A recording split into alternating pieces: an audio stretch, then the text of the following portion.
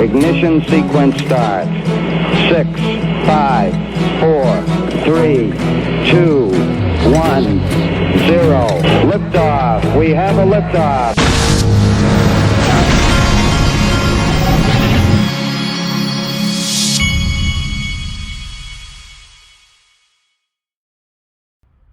Hey everybody, this is the Digital Asset Investor, and I just spotted what looks to be a potential movement here. Sean Michael sent this to me. Jeremy Hogan said, shout out to Andy, what's this guy's name here?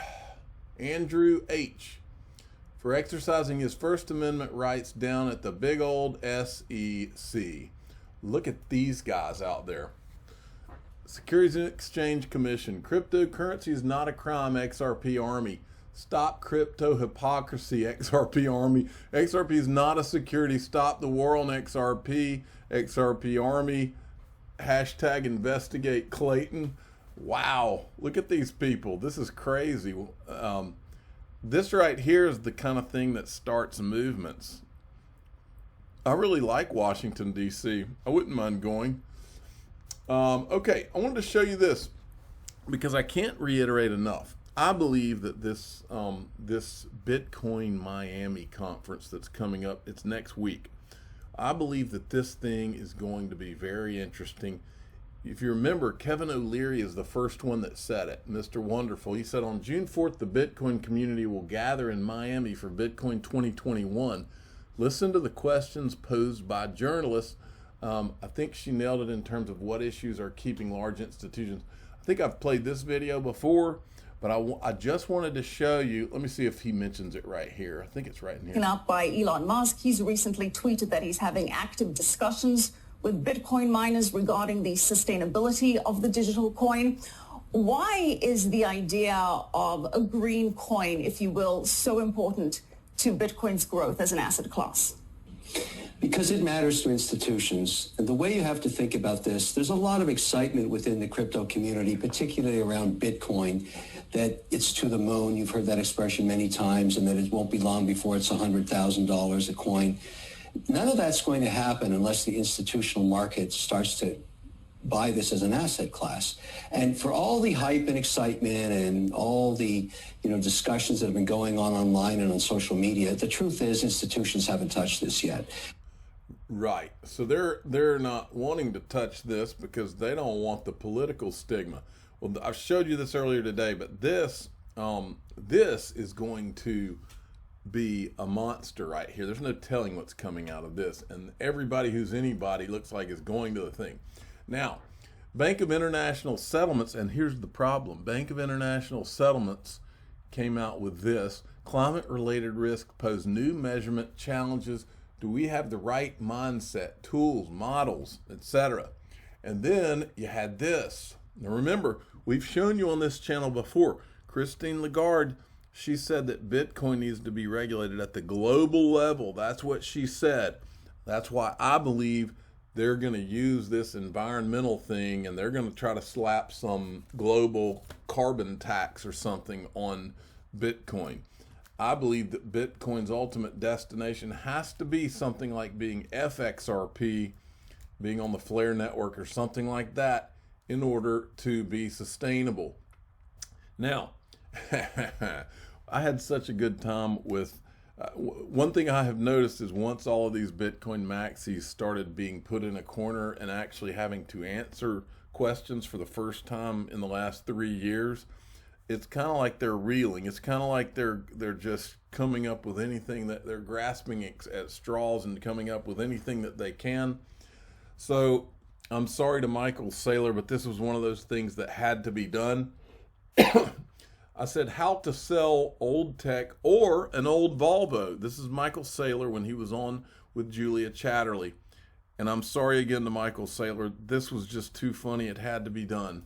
Bitcoin is the dominant crypto asset network. And if you want a long duration asset that's going to last for 100 years, you need to completely decentralize it and make it permissionless and you need to also thermodynamically embed it in the firmament of the world. What is he talking about? The architecture of Bitcoin ensures that it will be embedded in the reality of the laws of physics because it uses energy, and it also ensures that it will be politically supported because there are actually facilities and political jurisdictions that are supported by those governments.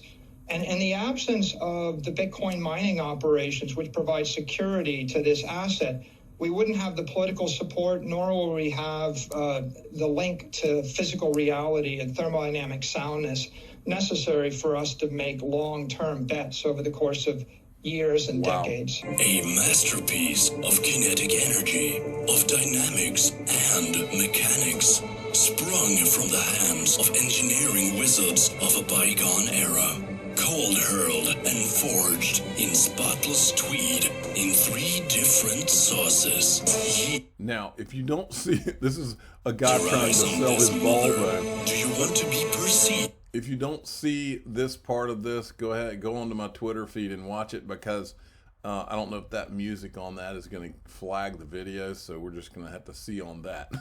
But it is too funny. Now, forgot to show you, Tom Brady was at Consensus. They're using the ultimate marketing machine, Tom Brady, to continue down the Bitcoin road, I guess. In regards to the laser eyes, I've certainly been following that community for a while on Twitter. Someone had really called me out. By the way, does anyone notice that Stellar Development Foundation is sponsoring this? Change my profile picture and use the laser eyes. So in my understanding, it was really a vote of confidence to really get into the conversation, as I'm such a big believer in crypto and where things are heading in the world. All right.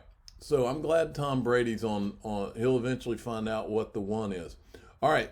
And here's Danielle Dixon from Stellar, and then I'll make a point. Blockchain has the opportunity that we actually had in the early days of the web to be able to continue to enforce those standards and to keep those standards together so that we can actually have that interoperability. We already see it with respect to stablecoins like USDC, what Circle has put out there, be able to go cross-chain and to create that cross-chain experience so that users can leverage the different opportunities that other chains have. Having that standard language and the ability to have that interoperability creates an opportunity for us to impact in ways that the web sort of failed in terms of the content side, because so few actually control so much. Now, blockchain has the opportunity. Now, I'm an owner in XL. I'm an owner of Stellar or XLM, and I want to reiterate, something's not right, folks. I smell something bad. Remember, Jed McCaleb was the creator of the XRP ledger. Jed McCaleb. You're telling me that the SEC, now remember, this is the same guy that started Mt. Gox, and nobody did a thing to him. He left Mt. Gox, goes and starts Ripple, and then he leaves there to go to Stellar, and now Ripple is being investigated or sued by the SEC, and everybody's being carted in, and the one guy who's been selling XRP left and right is left alone. Does this make sense to any of you? And don't say that it's because he doesn't work there anymore. Miguel Valles is being hauled in, and he doesn't work there anymore either. Why is the SEC not talking to Jed McCaleb? Why is Stellar out here acting like nothing's wrong when they didn't come from any much different place than XRP? In fact, it's extremely similar. There's a ton of smoke and fire there, folks. Don't care what anybody says. That is a big freaking deal. Now, Javier Bitcoin sent me this job posting from Ripple, product marketing manager tokenization. Look at this. What you'll do: gain a deep understanding of the XRP ledger and why it's best suited for tokenization. Drive forward existing efforts around NFTs and CBDCs, central bank digital currencies, while exploring additional entry points. Down here, understand and remove any roadblocks to XRP ledger adoption. I like the sound of that job. And then there's this, Riz XRP sent me this from Brooke Entwistle, or I don't know if I'm saying his name right. I'm sure I'm butchering it. Anyway, he's the guy from that joined Ripple not too long ago, and he says 90 days in Ripple, and this Asia piece sums up Why I joined the company to lead APAC, our fastest growing and most exciting region. I just wanted you to hear this part. What opportunities does Ripple see in the region? In Southeast Asia, the company has grown more than 10 times year on year in 2020, despite the challenges of COVID. Payments have continued to flow, and we've used this opportunity to deepen our relationships, et cetera, et cetera. I just wanted you to see that they've grown 10 times in Southeast Asia. And this guy is a stud, I can tell. All right, want to remind everybody, Link 2 has got Kraken and Uphold, and they had some Ripple but sold out of it. And keep your eyes open, because these guys are adding Ripple and some of these different shares. I was also made aware that Better.com, I can't remember, I don't know if they're going public or what, but I think that they have announced they were going to do IPO. I'm going to look a little further into that.